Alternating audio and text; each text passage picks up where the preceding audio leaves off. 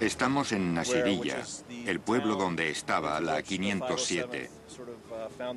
Y aquí es donde tuvo lugar el ataque, al sureste de Bagdad. Pero no estamos en Nasiriyah, sino en una zona industrial de las afueras de Dallas, en el escenario de una película para la televisión cuyo título se traduce como Salvar a Jessica Lynch. Está basada en uno de los episodios más controvertidos de la guerra de Irak. Todd Brisell no forma parte del equipo cinematográfico. Es un consejero militar y supervisa el proyecto para el Pentágono. Si no me equivoco, creo que esta es la mezquita.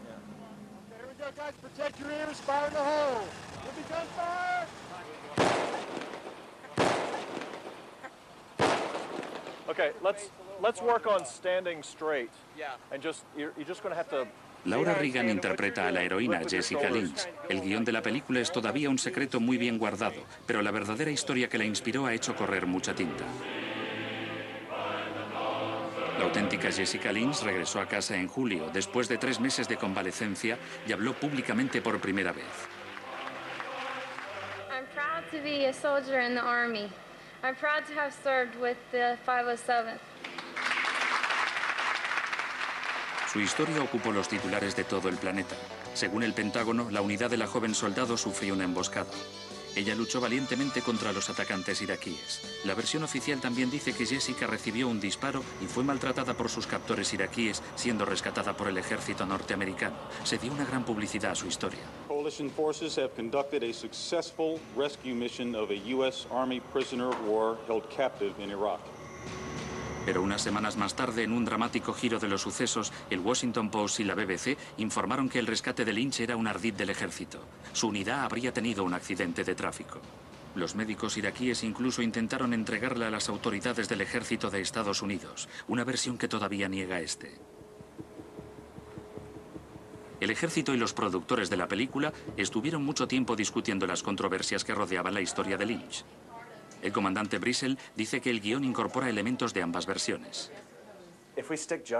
Si nos basamos solo en lo que dice el ejército, sería aburrido, sería muy aburrido.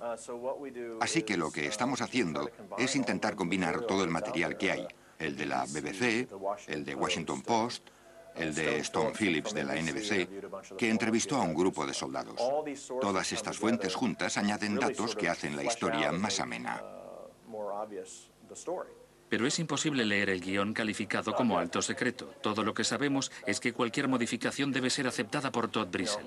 Fíjese, 30 páginas con nuevos cambios. El hecho de que un oficial militar supervise un guión cinematográfico puede sorprender a algunos, pero los productores del proyecto querían que el ejército se involucrara en la filmación de la película, una petición bastante habitual. La mayoría de las películas de guerra norteamericanas sobre la Segunda Guerra Mundial han contado con la ayuda directa del ejército norteamericano. La larga lista incluye obras modernas famosas como Pearl Harbor, Black Hawk derribado, Top Gun, Wind Talkers y Cuando éramos soldados.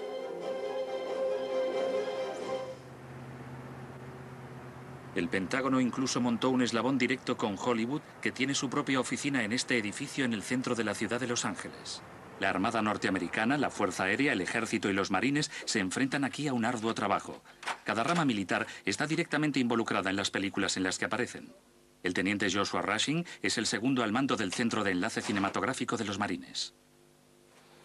Esta es nuestra sala de archivos. Tenemos guiones de muchos años, de todas las series y películas con las que hemos trabajado. Como por ejemplo, aquí está Top Gun. El guión de Top Gun de la Paramount y muchísimos más.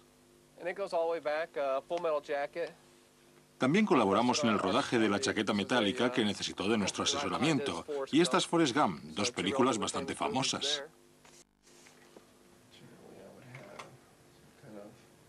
Los guiones son revisados cuidadosamente por el teniente Rushing antes de que el ejército decida si debe ayudar a la realización de la película. Él hace las correcciones y propone los cambios que darían una imagen más exacta de los marines. Empieza por los detalles insignificantes. En esta serie sobre la Armada, por ejemplo, el guión debe decir el club de oficiales y no el comedor de oficiales.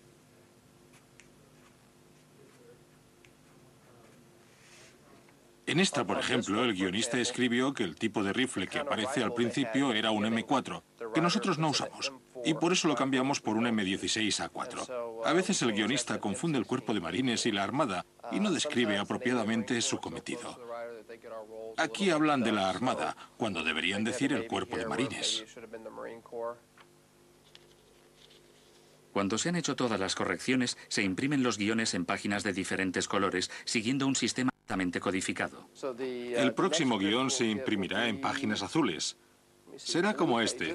Cuando los guiones se imprimen en color azul es porque se han hecho todas las correcciones y que están listos para empezar el rodaje. Continuará pasando por otros colores, por el verde, el rosa y el amarillo. Ellos le llaman a este color el carrete dorado, y a medida que se rueda se van corrigiendo y revisando todas las versiones. En un guión como este hay toda clase de errores. Se toman notas y se escribe sobre la marcha. Se encuentran notas escritas a cada momento. Voy a redactar un informe de todas las páginas en las que hay problemas o preguntas sobre algunos puntos. Se lo enviaré por correo electrónico al productor y al Pentágono, a nuestro jefe del Pentágono, para que sepa lo que estamos haciendo y lo que nos preocupa. La decisión definitiva de si el ejército debe o no involucrarse en la filmación de una película de guerra debe tomarla el Departamento de la Defensa en Washington. Un departamento especial se ocupa de las relaciones entre el ejército y la industria del cine. Está dirigido por Philip Stroop, todopoderoso coronel retirado de la Armada. Cuando los directores de cine vienen a pedirnos ayuda para una producción militar, a nosotros nos parece una gran oportunidad para decirle algo al público norteamericano sobre nuestro ejército, además de la ayuda que estamos dispuestos a dar.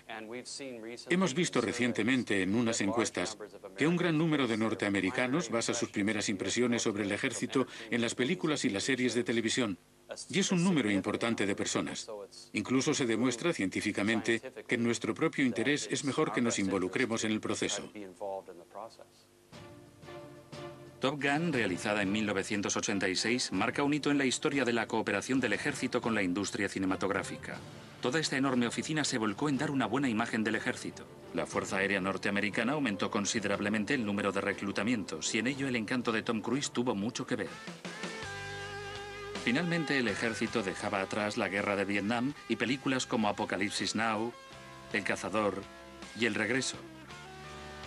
Todas ellas sin su ayuda. Estas películas muy críticas dañaron la imagen de las Fuerzas Armadas. Hollywood y el Pentágono han renovado desde entonces los lazos que se habían establecido durante la Segunda Guerra Mundial. En 1942, el Pentágono abrió una oficina de enlace con el cine en Los Ángeles.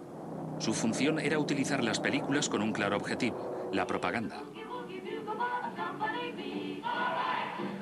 Famosos actores y directores pusieron su talento al servicio del ejército. James Stewart, Clark Gable, Henry Fonda, John Ford y Howard Hawks, entre otros. Pero el capitoste era el director Frank Capra. Realizó una serie documental llamada ¿Por qué luchamos?, a medida del ejército, para incitar al país a apoyar el esfuerzo de guerra. Y todo el mundo respondió, porque la causa parecía justa. Regresamos al escenario del rodaje de Salvar a Jessica Lynch. Todd Brissell verifica el equipo que el ejército ha prestado para la producción.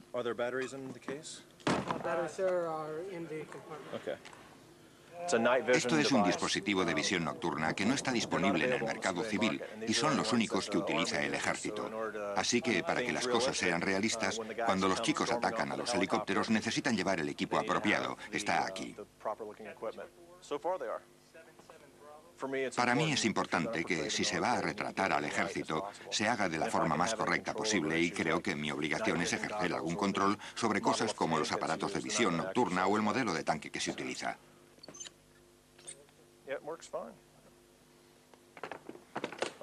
Consejos técnicos, suministro de equipos, entrenamiento sobre el manejo de las armas, Todd Brissell se ocupa de una gran variedad de tareas.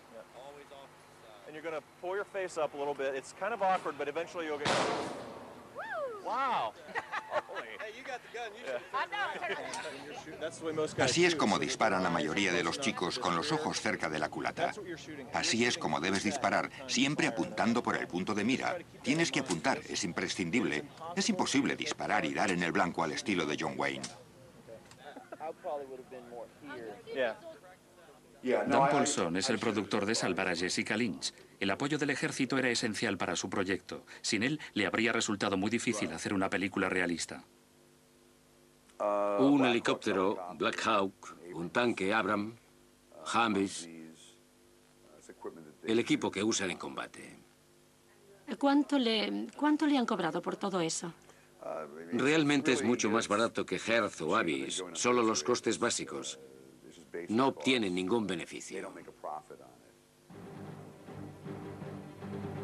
Dependiendo de la película, el ejército tendrá que prestar camiones, tanques, Humvees, portaaviones e incluso cazas. Es difícil precisar lo que los productores cinematográficos se ahorran, pero es una buena cantidad. Un simple despegue es gratis, pero si se quiere algo más complicado, cuesta unos $16.000 por hora. Así que el ejército es como una agencia de alquiler de equipo. Nosotros firmamos un contrato con los directores de cine y el contrato dice esencialmente que vamos a darle este equipo y en estos días, basándonos en lo que dice el guión, y luego visionaremos las escenas rodadas para comprobar si están de acuerdo con la realidad. Pero también dice que nosotros no emprenderemos acciones legales. Dicho de otra forma, que no iremos a los tribunales para intentar impedir que se ruede la película. Nunca hemos pensado hacerlo así, nunca hemos querido hacer algo así. De hecho, es un contrato muy restrictivo. Las Fuerzas Armadas ayudarán a la producción con entrenamiento y asesoramiento. La compañía productora se compromete a consultar con la Oficina de Proyectos del Departamento de Defensa en todas las fases de la preproducción, la producción y la postproducción que involucren al ejército o mencionen al ejército. Todas las compañías productoras que firman este contrato están de acuerdo en aceptar las condiciones del ejército. Un ejemplo, Black Hawk Derribado de Ridley Scott, producida por Jerry Bruckheimer y estrenada en 2001. La película está basada en la batalla de Mogadiscio de octubre de 1993. El sangriento ataque de los norteamericanos acabó con la total humillación de los Rangers. Las imágenes de los cuerpos de los soldados, arrastrados por las calles de la ciudad, impresionaron a Norteamérica y supuso la inmediata retirada de las tropas estadounidenses de Somalia. Nunca más, dijeron los norteamericanos, había nacido el síndrome de Mogadiscio. Pero el ejército no puso objeciones para colaborar en la película de Scott. El Pentágono había reaccionado positivamente al libro en el que estaba basada, La caída del halcón negro de Mark Bowden. Aunque el periodista no hace ninguna mención a la derrota de los norteamericanos, su sorprendente descripción de la batalla presenta al ejército norteamericano de una forma heroica. La decisión que tomó Ridley, y creo que fue una decisión justa, era que principalmente la historia de Black Hawk Derribado es la historia de un grupo de soldados norteamericanos que pasan por esta prueba, y él enfoca la narración de la historia a través de los ojos de esos soldados, que es lo que yo también hice en el libro. La película, rodada en Marruecos, cuenta el desarrollo de la batalla y nada más. No tiene ningún trasfondo político. El punto de vista de los somalíes ni siquiera es considerado. Y es más, Ridley Scott hizo muchos cambios para agradar al ejército.